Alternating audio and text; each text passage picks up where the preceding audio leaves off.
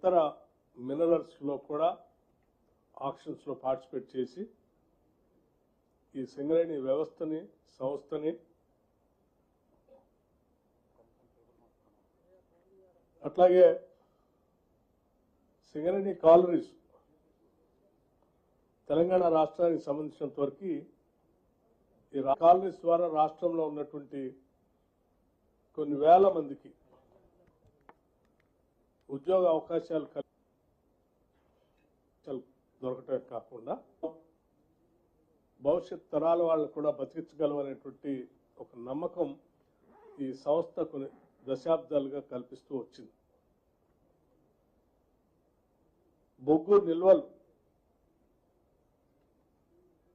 వాడకం ద్వారా తగ్గటమే కాకుండా అదనంగా రావాల్సినటువంటి బ్లాకులు ఈ సింగరేణి కేవలం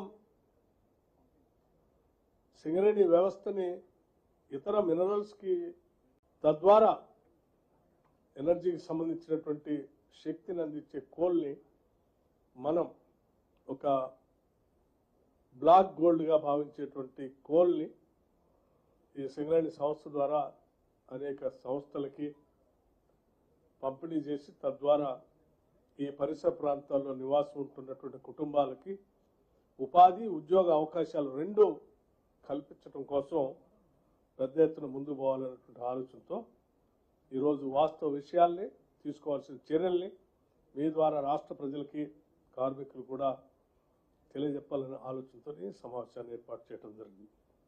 ఇందులో భాగంగా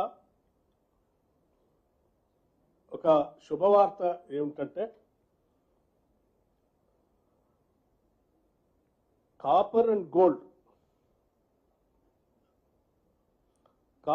గోల్డ్ సంబంధించి కర్ణాటకలో జరిగినటువంటి ఇది రాయచూర్ దేవదుర్గ సిస్ట్ బెల్ట్ కర్ణాటక ఈ ప్రాంతంలో జరిగినటువంటి ఆక్షన్లో సింగరేణి పాల్గొనడం వల్ల ఇది సింగరేణికి award. Singareni colonies copper gold mining సంబంధించినటువంటి దాంట్లో ఎక్స్ప్లోరేషన్ లైసెన్స్ పొందిందని చెప్పడానికి సంతోషిస్తూ ఉన్నాం. 37.75%తో ఈ సింగరేణి కాలరీస్ ఈ ఎక్స్ప్లోరేషన్ లైసెన్స్ పొందడం జరిగింది. అంటే భవిష్యత్తులో ఈ రాయచూర్ దేవదుర్గ సిస్ట్ బెల్ట్ లో కాపర్ గోల్డ్ సంబంధించి భవిష్యత్తులో ఎవరు మైనింగ్ చేసినా సింగరేణి కాలరీస్ కి 37.75% ఈ మైన్ ఉన్నంత కాలం వాటాగా వస్తుంది. తద్వారా సింగరేణి పెద్ద ఎత్తున లాభపడుతుందని కూడా మీ అందరికీ మనం చేస్తూ ఉన్నాం. అమ్మా yes, the mineral also.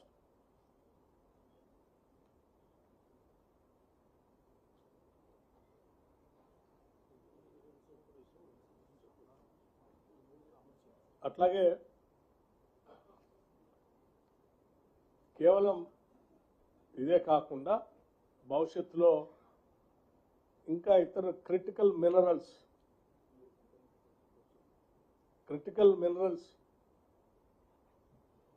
లో కూడా దీని సింగరేణి కాలరీస్ ప్రవేశించాలని, ఈ క్రిటికల్ మినరల్స్ కేవలం దేశంలోనే కాదు ప్రపంచంలో ఎక్కడ దొరుకుతున్నా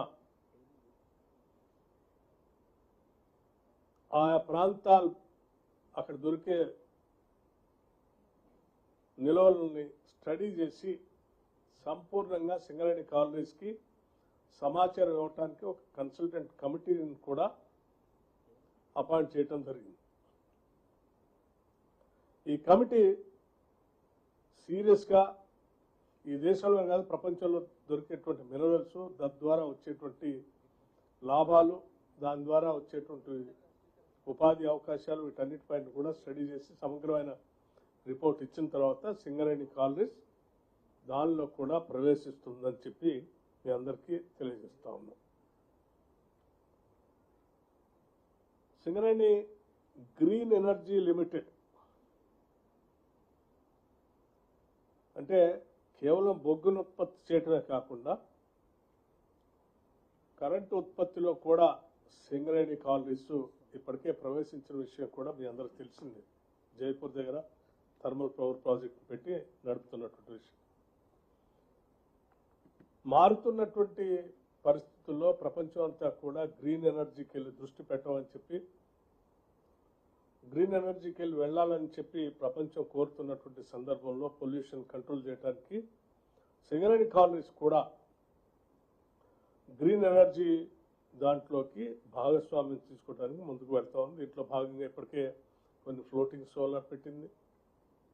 భవిష్యత్తులో పంప్ స్టోరేజ్ ప్రాజెక్ట్స్ కూడా పోవాలని ఆలోచన చేస్తూ ఉంది. అట్లాగే మౌంటెడ్ సోలార్ పవర్ ప్రాజెక్ట్స్ కూడా వెళ్తూ ఉంది.